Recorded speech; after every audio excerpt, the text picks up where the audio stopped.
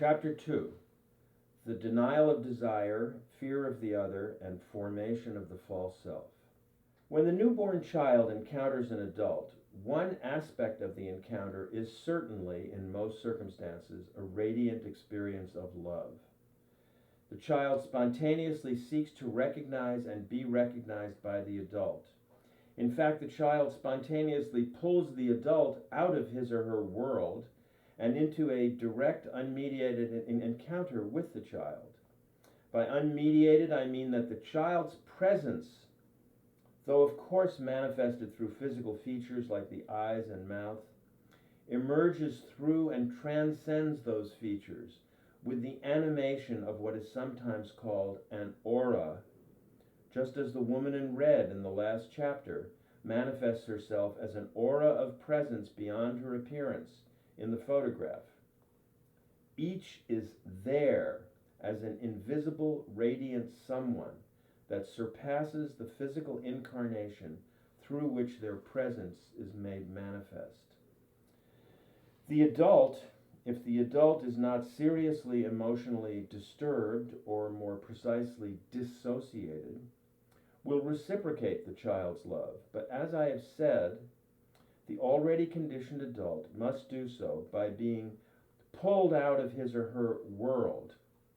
The adult, with relief and joy, overcomes his or her distance, or more precisely, the distance, the doubleness of his or her own adult conditioning. The adult crosses the moat, almost against his or her will, so powerful is the child's presence in the world.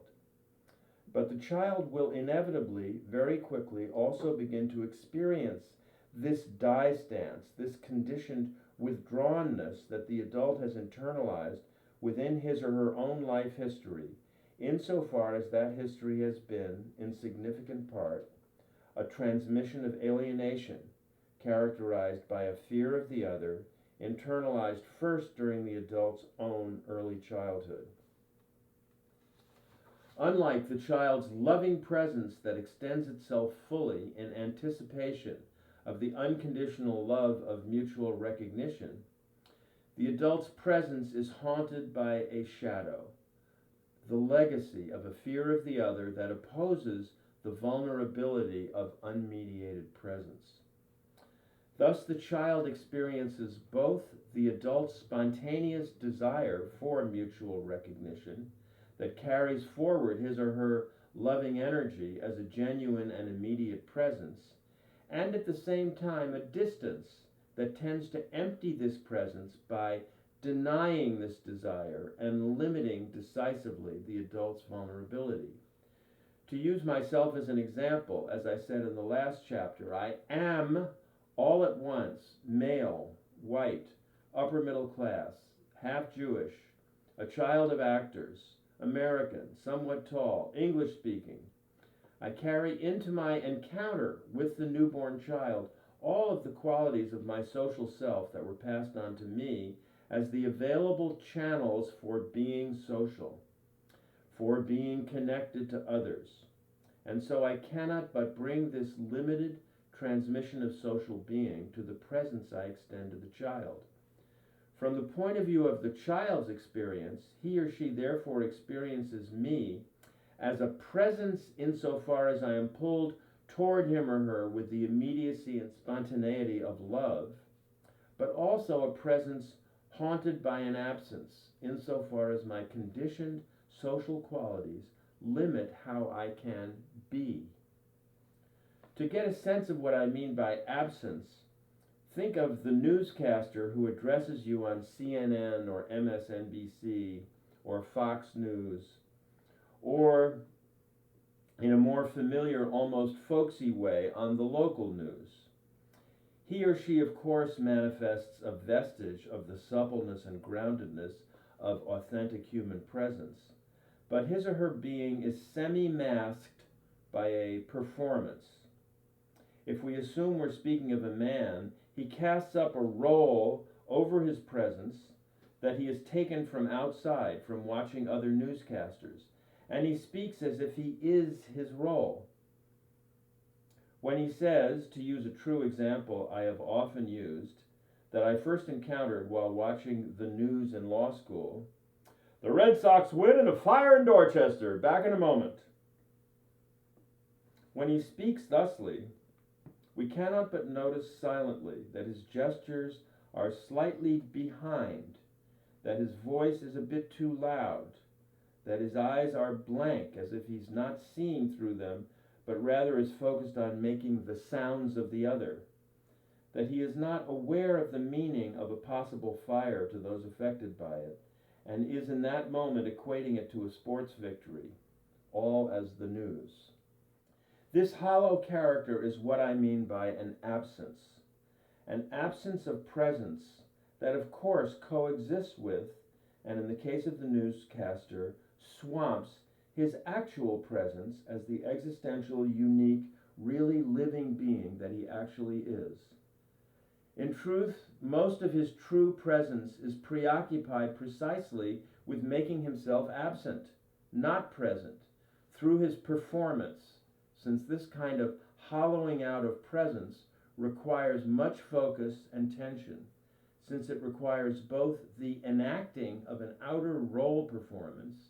and a withdrawing from sight of one's true authentic being that would leave one vulnerable to the other's gaze.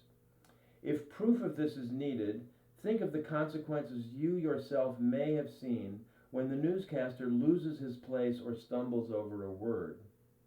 The anxiety that breaks out as he scrambles to cover the mistake in a way that re-legitimizes the role and conceals his own vulnerability revealed by the slight and insignificant error,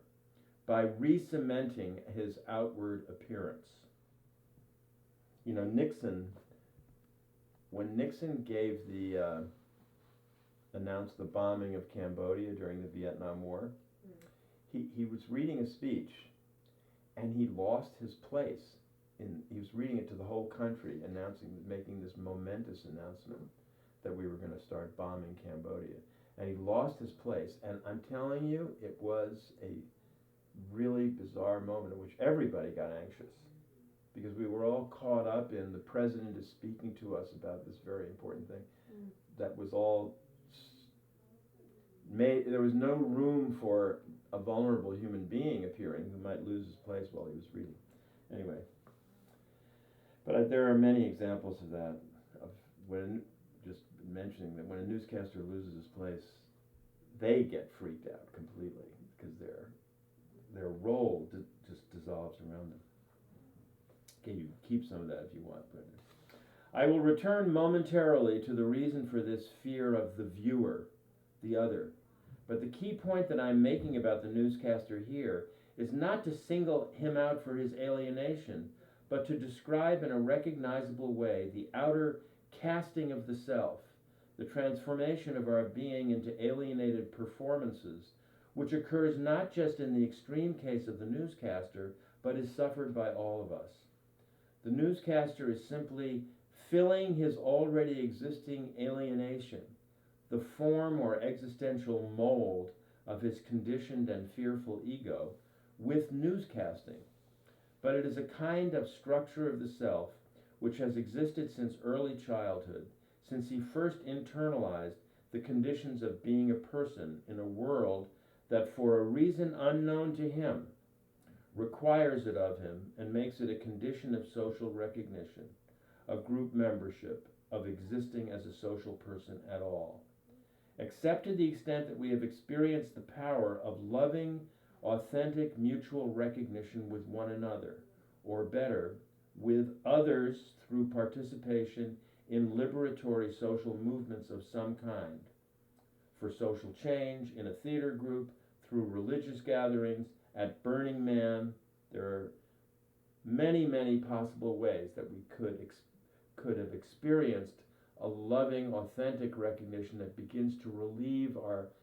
being trapped in these networks of conditioned roles, and of course make us feel much better when we do so emerge. Except to that extent, we are all the newscaster, because the hollowing out of authentic being and the casting up of an absenting role of the self is the only alternative to authentic mutual recognition, leaving aside the withdrawal and splitting of so-called mental illness or suicide, leaving those catastrophic options aside. We must become the way that we are seen, and if we become artificial to ourselves and others, it gives us at least some partial sense of connectedness to the other, and we can't live without that until and unless that strain is relieved through authentic mutual connection and recognition that can occur in social movements and in falling in love or in a theater group or in special circumstances. Thus, it is most accurate to see the newscaster as one of myriad manifestations of historically and culturally shaped role performances that fill up the alienated outer structure of the self, that fill up what I have called the mold of our ego, of our alienated conditioning, with historically and culturally specific content. But there is an additional feature of the newscaster's role performance that is essential to the effectiveness of its coercive power, and that is that it is accompanied by a meta message, a latent message behind the manifest message that says silently, this is who I really am. The newscaster casts up a false role performance that is actually an absence of presence and not who he really is, and accompanies it silently with the background claim that this is who he really is. And that is why we initially cannot become conscious that the newscaster is throwing up an absence of being, a false self, that he is, mainly and in significant part, a non-person pretending to be a person. The newscaster transmits to us not only his delayed and artificial persona, but also the assertion that his persona is real. If we now discipline ourselves to realize that we are all the newscaster and have him inside us, insofar as we have inherited from prior generations the legacy of an alienated culture, then we can see more clearly what the child experiences in the early phase of life, during the first phase of his or her experience of social recognition. For while the child experiences the presence of the adult as a relational human being, as a co-presence actually with him or her, the child also experiences the limits of the adult's capacity for presence through what we may call the adult's personality, through the adults having internalized the totality of the culture's inherited content and the alienated form through which it was transmitted. And because the child, as an inherently social being, is recognized into social existence by the adult, the child must immediately internalize and then re-externalize him or herself the way that he or she has been recognized. One extreme way to picture what I am saying here is to imagine the newscaster himself as this parental adult, this first recognizer. We can well imagine that the newscaster, if he were to step out of the television screen to greet the child, might well say, "Why, hello, Johnny, aren't you cute?" And in so doing, throw the child from the here-ness of true presence to a kind of strange there-ness in which the child, now named and alienated sound Johnny, that has some kind of designating meaning to the adult, feels himself in his being the counterpoint to the newscaster's persona. The child has no choice but to become a self as he is recognized, insofar as becoming a self is an inherently social process of recognition, or in this case, of both recognition via the actual residual presence of the newscaster, and misrecognition via the artificiality of the imposition of Johnniness onto him as the recipient and carrier of the newscaster's alienated projection. So, the newscaster parent here is a person and transmits that true vibe or energy of personhood. He's not like a robot. He's there, but he's covered it from the newscaster role, greeting Johnny as a cute little boy with a kind of a patina of artificiality that buries the child in absence at the same time that it allows him to remain, the child to remain in the world, because of that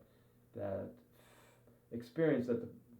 the newscaster is a person in there somewhere, but I can't be in direct contact with that person. I can only be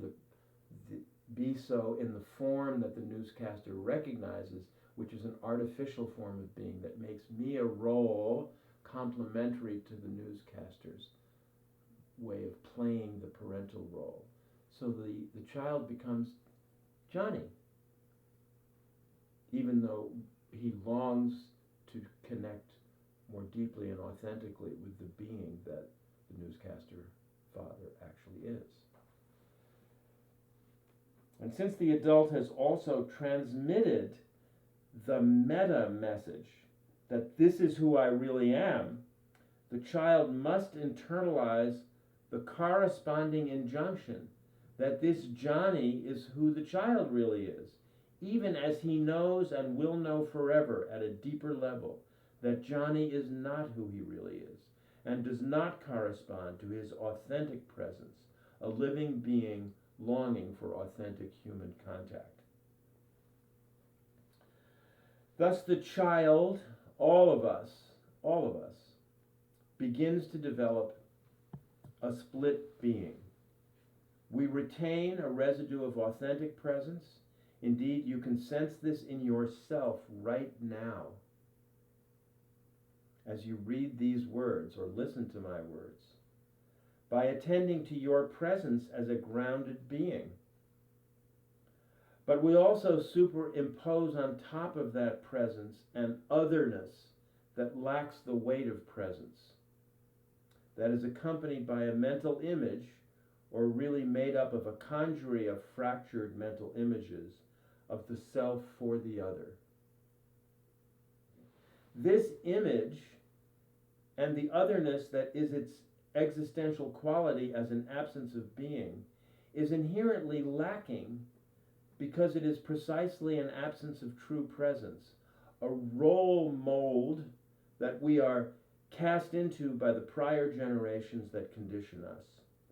As we will see, this experience of lack or hollowness of the misrecognized self has immense consequences for the construction and reproduction of social reality. And the only way to heal this existential gap between our withdrawn presence and our relatively absent or empty or hollow social self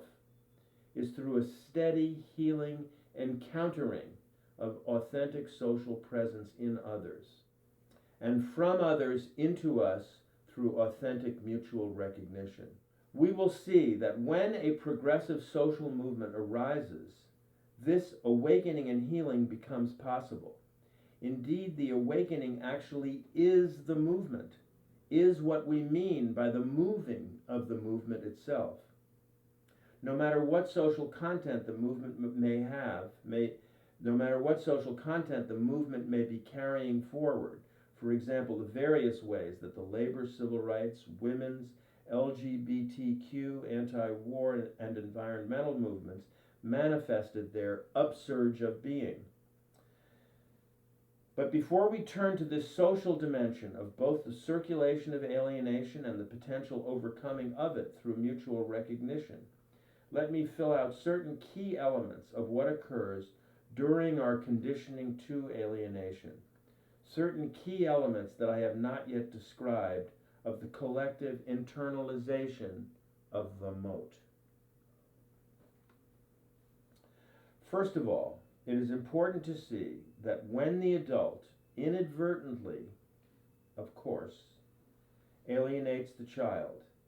child actually denies a desire for authentic mutual recognition, for true connection, that impels him or her in all his interactions, that always remains his ground as an at all times social being.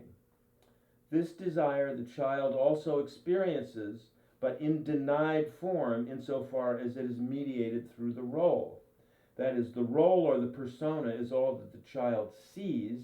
because it is the social form of the adult as a social being. But the child unconsciously experiences the adult's longing for authentic recognition at the same time, a longing that is denied in the enactment of the adult's self, and is therefore revealed in denied form. Thus, if we imagine our exaggerated parody of the newscaster as an adult encountering the child, when he says, "Why, hello, Johnny, you're so cute," in the equivalent of his newscaster voice,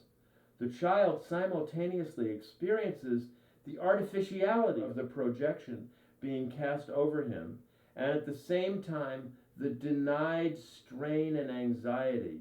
manifested in the newscaster adult's pulling back of his true presence from his persona, a presence that the newscaster longs to release from its withdrawn state and have recognized by the other, in this case by the child, who is at first pulling for precisely this kind of authentic recognition in a way that the adult simply does not know how to do. Thus, the child experiences both the coercive projection of the artificial persona,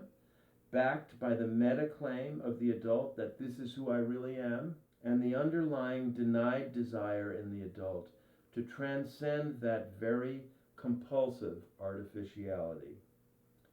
If the unconscious could speak, the adult would burst into tears and join the child in a relation of innocent co-presence. But that will only become possible for the adult if circumstances permit him to experience a sustained encounter with others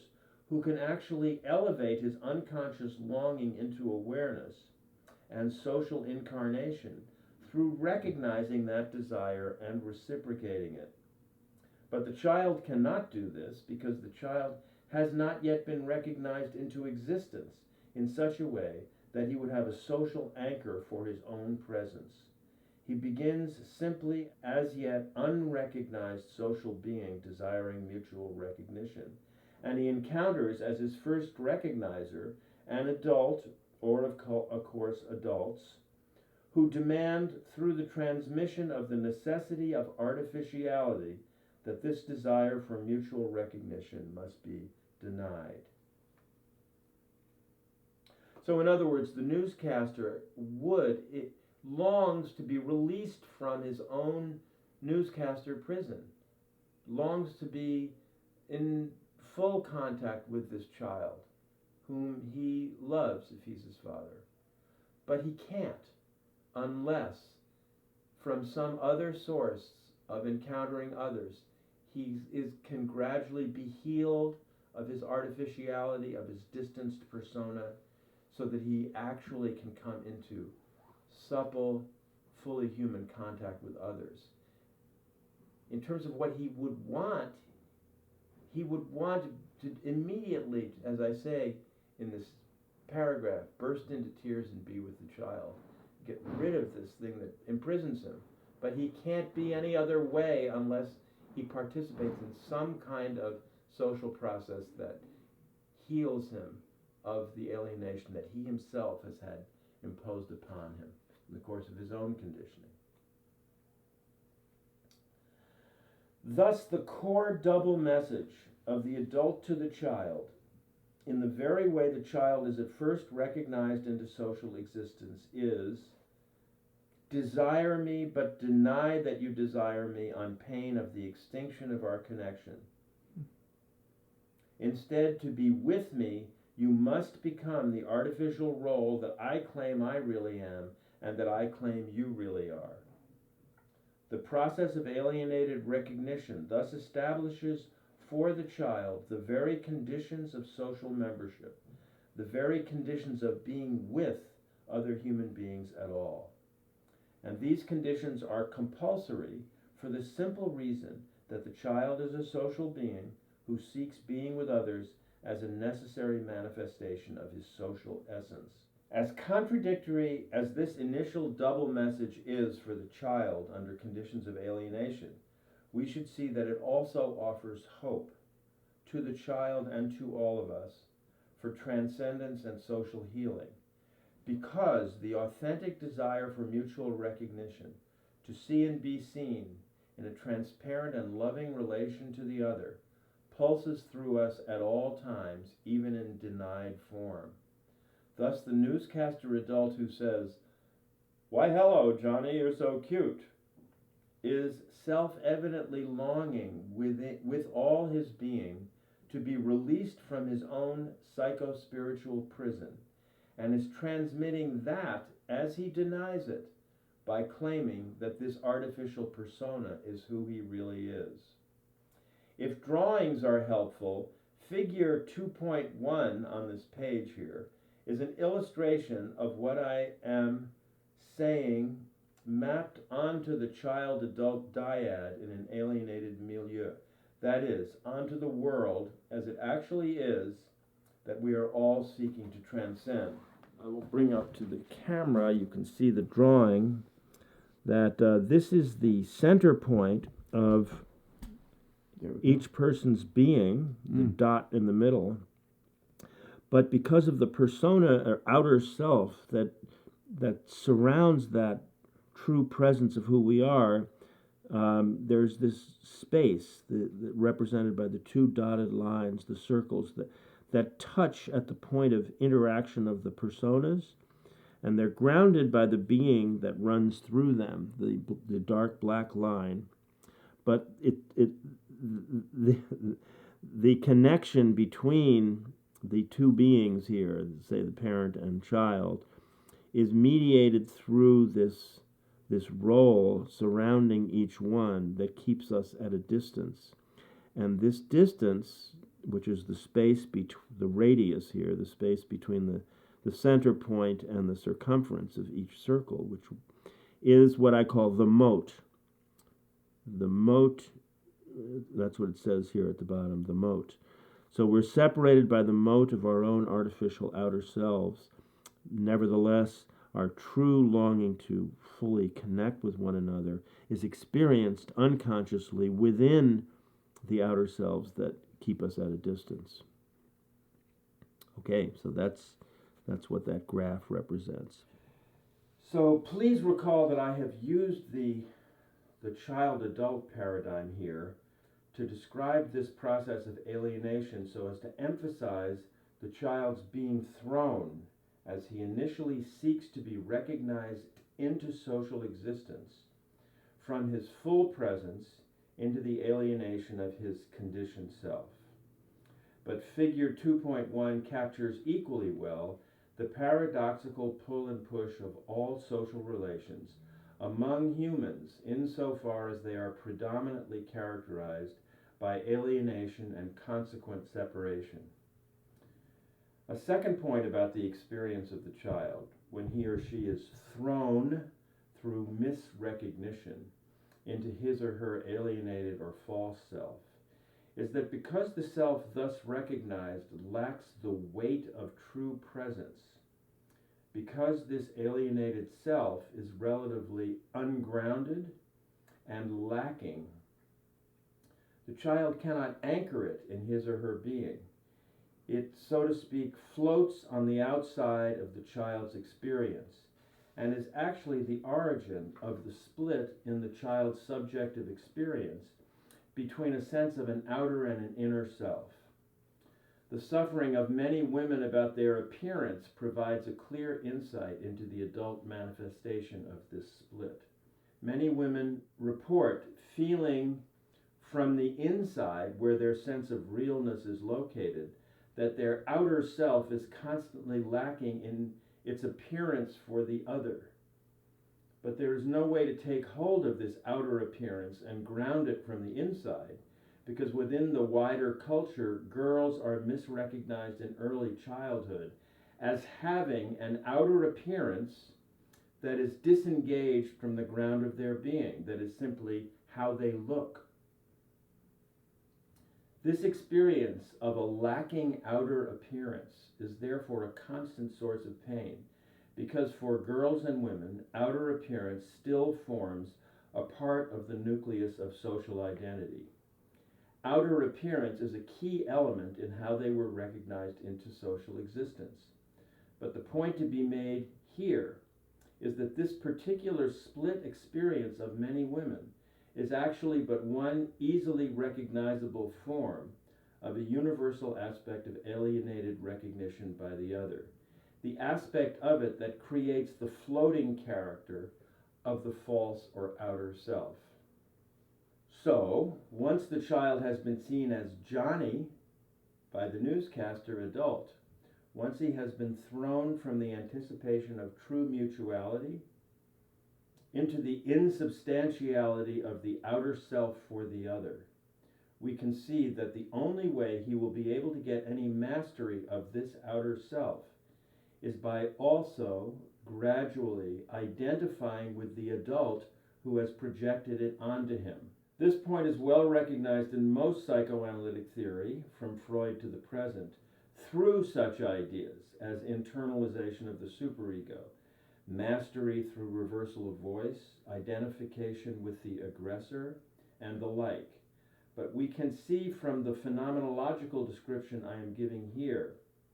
the origin of this identification is that it simply completes the child's process of becoming socially alienated. When the adult misrecognizes the child into an alienated social existence, the child first becomes how he is seen, and then adds to that, within his alienated sense of self, the persona of the adult who sees him. A persona that he takes in as an authority enforcing his alienation from himself, precisely to the degree that the adult transmits the message of "this is who I really am" when he enacts himself, and correspondingly transmits "this is who you really are" in his misrecognition of the child. The child then takes that adult voice or imago into himself, into his own sense of who he really is. By internalizing that authoritative adult persona, the child simultaneously completes his relation to the other, or his sense of himself as social, at an intrapsychic level, and he gives a kind of imaginary anchor to what would otherwise be a floating and unanchored outer self. So, we encounter each other from the core of our being. In every interaction, we always fully do experience each other as social beings, as the ground of what we really are together. But once I've learned to see myself through the way I've been seen, according to the images projected onto me, and that becomes my outer self, I also take it, that's just floating out here, has no completion to it. So what I do to give it a pseudo completion is I take if it's my dad, let's say, I take the dad into myself, and I start behaving that way as the authority that has seen me in this original false way, creating a kind of false relationship that is the self's relationship to the other at this artificial, non-connecting level. So then that's a kind of a complicated thing, because we are both deeply, profoundly present to each other, and yet on the surface we have that dotted outer line of how I was seen and then how Dad saw me. And I will go through life carrying that alternation in the way that I see my children or my friends or my coworkers. I will relate somewhat the way Dad saw me, because that's how I became how I am as a social being. And yet all of that floating outer performance, if you like, has underneath it the ground that we are actually present to each other at all times, as grounded beings here in the moment. And that's the source of hope, is that we're not actually totally trapped in this world of images, because we're always present to each other, always have the capacity to transcend that and can rise up and connect at certain key moments, unique moments in history and in our personal lives. And that's the source of hope, because that's how we can get beyond this, let's say, spiritual imprisonment of the self. Thus, instead of experiencing and remembering the continuing sense of true mutual presence, of authentic social connection emanating from true mutual recognition, the child internalizes as his sense of being social and of self and other the alienated dyad, the outer seen self, and then gradually the corresponding outer seeing self. And completing the divided, alienated self is the residue of true mutual presence that has been transmitted in what I have called denied form, a residue that the child experiences as an inner longing that peers out across the moat of social separation. Paradoxically, the child imagines that his floating outer self, his seen self, is grounded by an authority that is above him and that he is underneath, but that authority is also now a part of him. And figure 2.2, which I'll show you in a second, seeks to capture this divided self with deference to a common projected authority as it exists reciprocally in the child-adult dyad. So now here we have that same image that we just looked at before. Mm-hmm. Get a good picture of it. Yeah, here we go. And okay, so this is the same, but what we've added to it is that a sort of way that the self enforces itself as real, because it doesn't feel fully real, is to project an authority that it exists in relation to. And we imagine that we are underneath. I'll come to this later in the book. For example, the founding fathers, they are up here, and we, lesser beings, are underneath their authority. So we create a kind of false ground to the present moment through these projections of figures above us. When we do that with the father, but as I think I'm going to say in a minute, the father or the mother is also doing this in relationship to her father and his father and his mother, projected back into infinity. So everybody acts as if they're underneath some authority who is above them. And that's giving a kind of false ground to the self system that we've seen as a kind of outer mirage. All the time, the ground remains of the unbroken line of our true being here. While the example of women struggling with their sense of a lacking outer appearance may be the best example of the alienation of the floating outer self, men may provide the most easily recognizable example of the child taking into his self the authoritative adult that completes his social identification. For while the boy must struggle just as much as the girl with the lacking nature of the social self that is formed through alienated recognition, what we see so clearly in boys is the voice of the adult within the boy coming to install within him his false sense of social completion and his moral stricture that the way he has been recognized is who he really is, even though it is not, and who others really should be insofar as he projects onto others the command of his own alienation. Thus, as the boy, as any child, male or female, becomes his or her alienation into adulthood, his or her experience is lived as an ontological schism. Ontological means in being, in the very heart of being.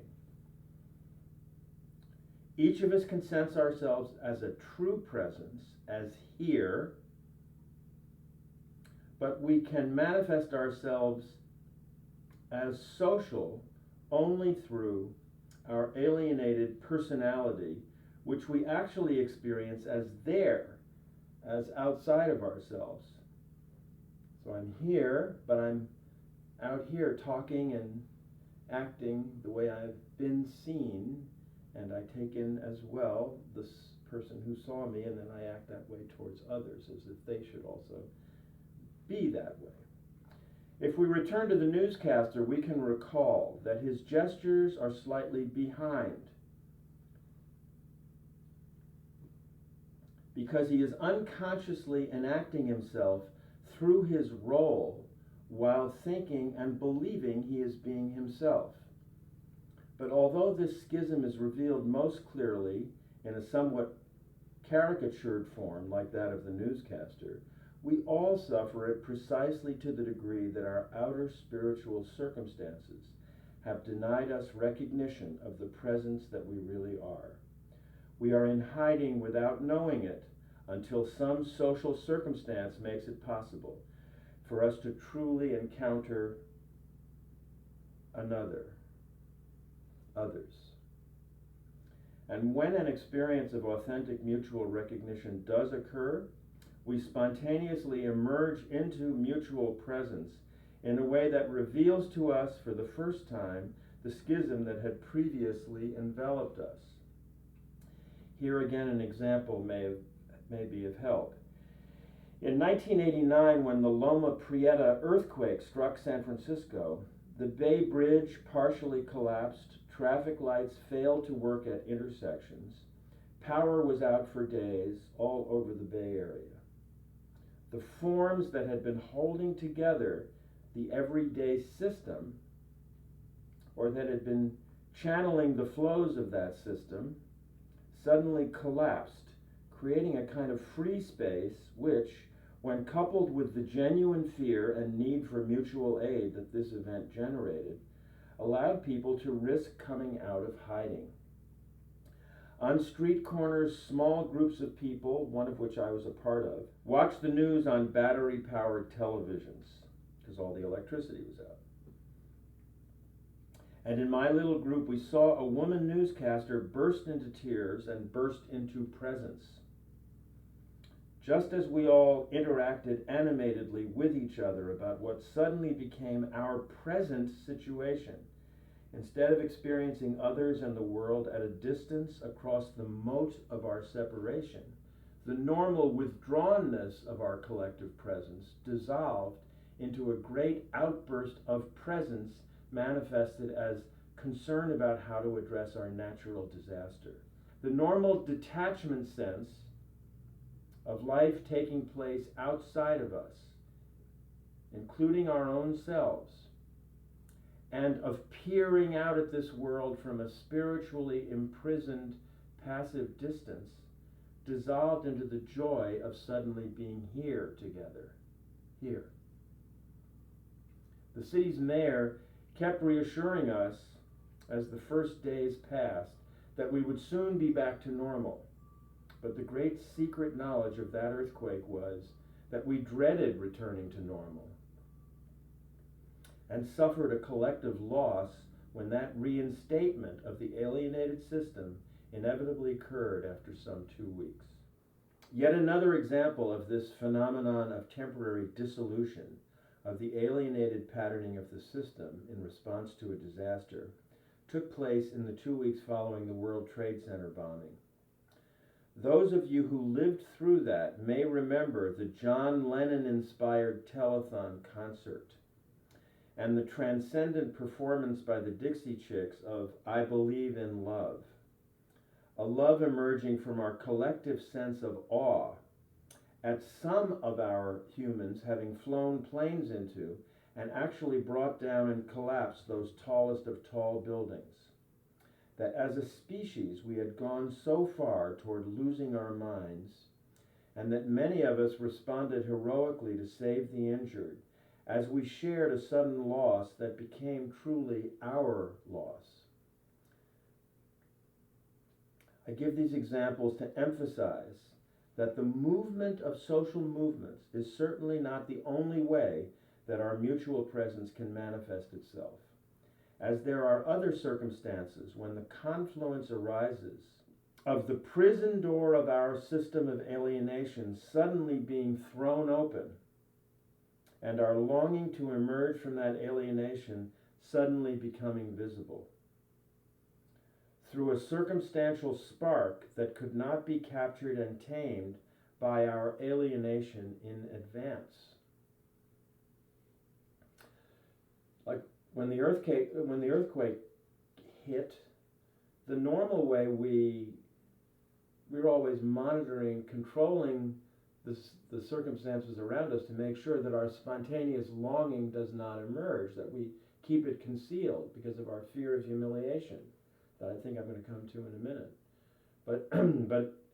sometimes events occur that force us to break out of that, like the earthquake, like the collapse of the Bay Bridge, when suddenly everyone emerges to help each other, to save each other, on the basis of that authentic connectedness that is at the foundation of everything, masked by the distancing of the false self-system. To return once again to the infant's process of becoming alienated,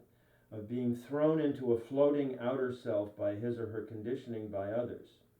we can see that yet a third ontological element of this outer self is that it cannot but seek to overcome its emptiness or hollowness or sense of being lacking by the paradoxical quest to become more of itself. So this is a new point about the nature of this outer self that we become. Suppose that Johnny is recognized as a good boy. A good boy. He can sense through the shallowness of the sound of the words and the lack of being behind them that this is an image that he must try to be, a kind of hologram without substance that he must somehow mold himself into. But since it is impossible to actually be a persona that is itself a lack of being,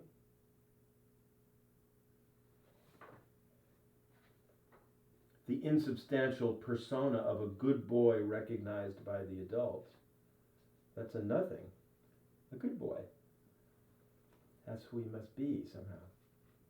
He must begin a life quest of trying to fill up his empty persona with goodness, a task at which it is impossible to succeed.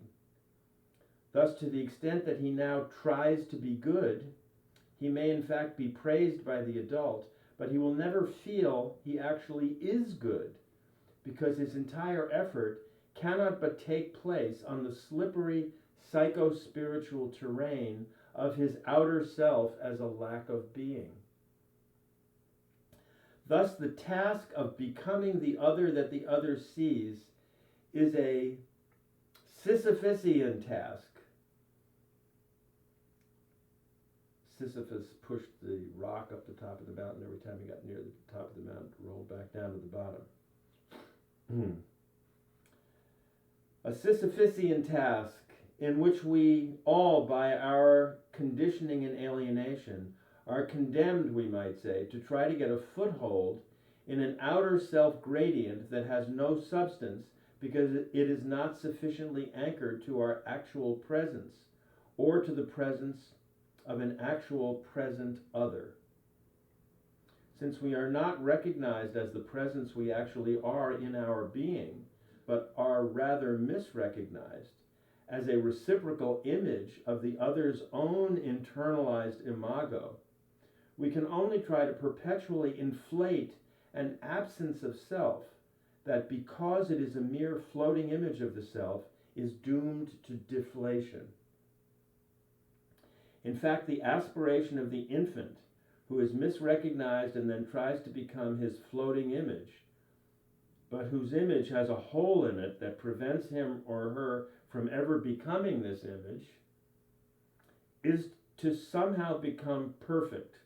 a perfect other who would finally be the image that he or she has been cast into by the way he or she has been recognized into social existence. Here you might think of,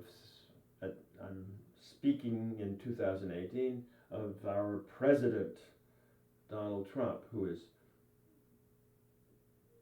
constantly trying to inflate his Donald Trumpness. And of course, you can never become that because it's out here. It's not actually grounded in who you actually are. So that means you're constantly experiencing it about to deflate, deflating, and you constantly are trying to puff it up. It's nothing. You try and fill up its nothing with something, which is, of course, you can't do that. It's impossible. It's just an image that you can't help but try to inflate because you feel like nothing. And yet you can't inflate it because you know that it's nothing, and therefore it's constantly deflating on you. Therefore you have to puff it up again. The quest to become the perfect other, a consequence of the insubstantiality of the misrecognized self, is the equivalent in classical psychoanalysis of the ego's relationship to the ego ideal. But when we see this as a psycho-spiritual problem, resulting from the alienation of social being from its own true relational presence to the other, we can see that it is not a personal challenge tormenting this or that individual as a psychological matter due to the particular qualities of a particular parent, but is rather a universal quality of social alienation itself. By our being cast out from our grounded presence to each other through the circulation of alienation, or the rotation of insubstantial otherness from one to the other and across generations, we are condemned to chase our own tail, to try to become a perfect incarnation of what in truth lacks being, what cannot be at all. The Society of the Spectacle. This description of the unmooring of the self from grounded presence in the creation of the outer self, and in the very split of inner from outer within the self, can be seen in its full social form in what Guy Debord and the Situationists famously called the Society of the Spectacle. In his book by that name, Debord describes this Society of the Spectacle as a social world in which social relations that were formerly authentic and embodied have become, in effect, lost in mere representations, and in which the human person, no longer in touch with his or her true self, passively identifies with the surrounding image world or spectacle as if it were a true active force. But while Debord identifies the source of this absorption of authentic human relations into the spectacle following Marx, as a consequence of the alienation of human labor and of social relations themselves resulting from the dominance of the commodity form within the capitalist economy, we can see from my description here that this collective fascination with the outer world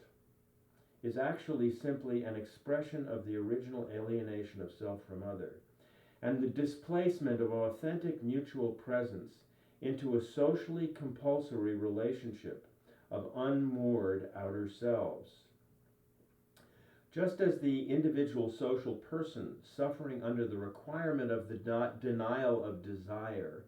experiences him or herself as trapped in a lacking outer self, and just as this very insubstantiality of the social self leads him or her to continually seek to become a more perfect other in order to fill up outerly the self that is actually lacking in grounded presence, so also social persons collectively misidentify their social existence with a kind of inflatable collective imago that they are always trying to fill up with hallucinatory meaning. Insofar as each person is outer and is therefore lacking in presence, he or she projects this very same outerness and lack onto the experienced world out there, to which a false realness is attributed. And this imago out there is the spectacle that holds everyone in thrall. Insofar as true social relations lack presence, to that extent the false social relations are repeatedly infused with a collective heightening, such that each person becomes enthralled by the fetishism and then elevation of the outer appearance. Hitler calls for war. The German people are enthralled by their outer Nazihood and the Nuremberg rallies and the gigantism of the swastikas that are bigger and bigger on the flags. And then suddenly 10 million Germans are dead, and they become conscious briefly of the alienation that had enveloped them. Or to take a less dramatic example than the Nazis at the Nuremberg rally, in which they're all saluting to the giant image of the swastika flags, but they're not present to each other in their lived selves. They're all out there in being Nazis, in identification with the image of the whole thing, but it becomes a social phenomenon, so it's all then projected onto the collective as being greater and greater and greater, a kind of inflated parallel to the self trying to become more and more perfect, the outer self. But to take another example that just occurred to me, in the original Blade Runner, they're all staring at the ads that are playing on the sides of the buildings, these gigantic ads that are meant to portray collective life and as if it were heightened and meaningful because of the very inflation of the images themselves right on the sides of our buildings. Wow. So everyone is actually scuttling along the sidewalks in this dreary, sticky rain that's falling on them, staring up at these images on the side of the building. They're identifying with a spectacle of reality that isn't really reality. Thus, when we say that we live in a media-dominated society, what we actually mean is that we as social beings have collectively given over our collective reciprocal presence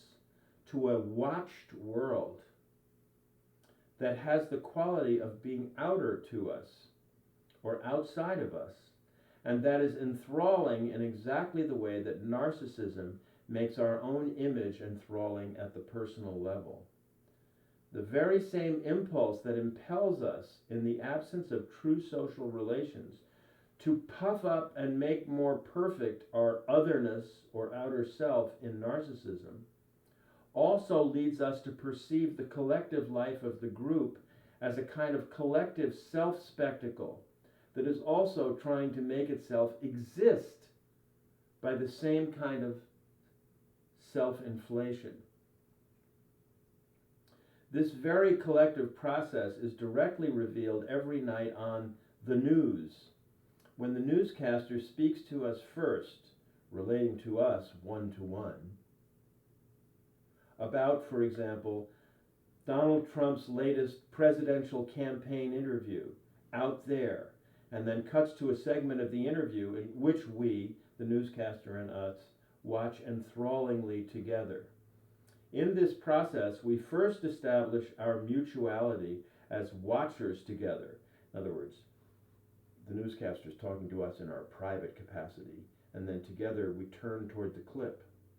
So in this process, we first establish our mutuality as watchers together,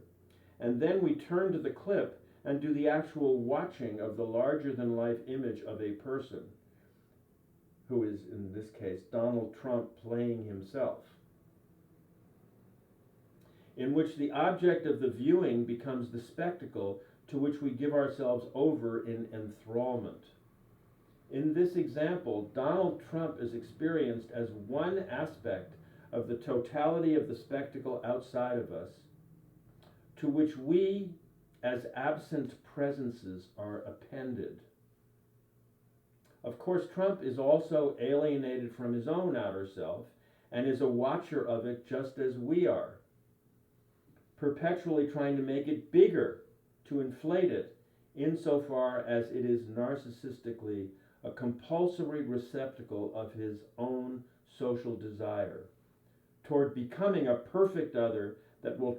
finally deserve authentic recognition through true mutuality, through love. So if he didn't experience true mutuality and love, which we can assume is the case in this case, he's going to perform being Donald Trump, continually getting bigger and bigger and bigger as Donald Trump,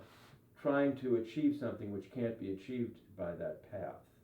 because that path has no being to it. It's just a puffed up outer self. And yet, all of the above having been said, we must remember that our authentic, grounded co-presence always coexists with our alienated, outer, and ungrounded self-other enactments.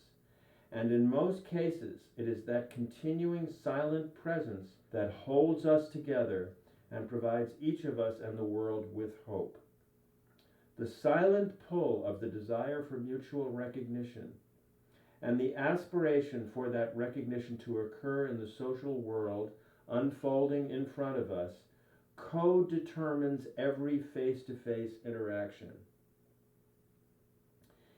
If our conditioned alienation is a coefficient of adversity, to use Sartre's phrase, and if that alienation continually deflects us from fully encountering one another as mutual presence, as I and thou, the ever-present pull for mutual recognition is also a coefficient of hope that tethers us to each other as much as our legacy of fear of each other separates us.